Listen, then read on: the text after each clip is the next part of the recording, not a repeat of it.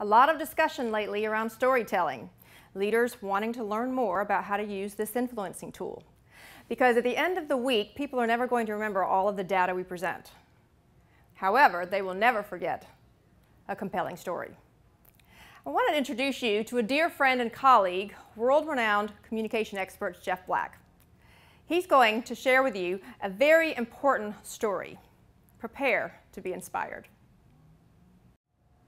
When I was preparing for this video in my leadership series, I told my videographer I didn't care if this one was perfect, if I didn't use every right word, because this is truly from my heart. I want to talk to you about your leadership legacy and what are you leaving. And you know what? You're not too young or too old to be thinking about this. What legacy of leadership are you going to leave at work, in your life, at home? I want you to think about that. And as you do, I want to tell you about a very powerful story of perhaps one of the greatest leaders I ever had the chance to meet. I only met her for 2 hours. She changed American history. She never got the credit for what she did, but maybe by me getting to tell you the story, she is. I want to tell you about Annie Gibson of Summerton, South Carolina.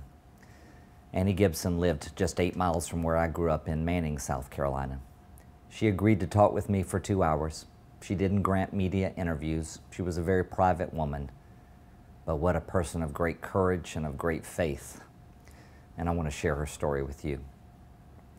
Annie Gibson and 20 other people in November of 1949 went into the home of Harry and Eliza Briggs in Summerton, South Carolina, and they signed their name to a petition around the dining room table asking for separate but equal opportunities for their children.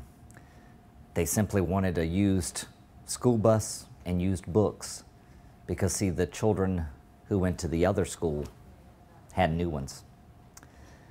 What Annie Gibson and those people signed actually became the 1953 Brown versus the Board of Education school desegregation lawsuit that would change history in America. That was Brown versus Board of Education. It started in Summerton, South Carolina, 8 miles from where I grew up. It became the Topeka, Kansas case in '53. I asked Miss Gibson, I said, did you realize what you were doing would change history? What was it like during that time? And she said some very profound things to me. She said she never feared for her life. There was never a threat of physical violence, but there was a threat of economic retaliation. She worked as a housekeeper at a motel in Summerton, and she was told by the owner, if you take your name off that petition, Miss Gibson, you can keep your job, but if you don't, you'll be fired. Annie Gibson was fired because she refused to take her name off that petition. She was working that job to send her daughters to college. The very thing she was working for, she was willing to sacrifice and give up. How powerful is that? How powerful is that? But Annie Gibson, being the great leader that she was, found another way, and her daughters went to school.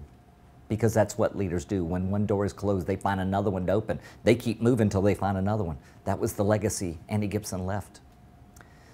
She and her family lived on a rented farm. She was told if she'd take her name off the petition, Miss Gibson, you can stay on this farm. You can continue renting from me. She refused, and she and her family had to move on Christmas Eve. But what probably inspired me most in that conversation with Annie Gibson was when I asked her, I said, Miss Gibson, did you realize what you were doing would change American history? And she looked at me and she paused for a moment, and then with the sweetest laugh, she said, honey, if we'd have thought that, we'd have never had the courage to do it.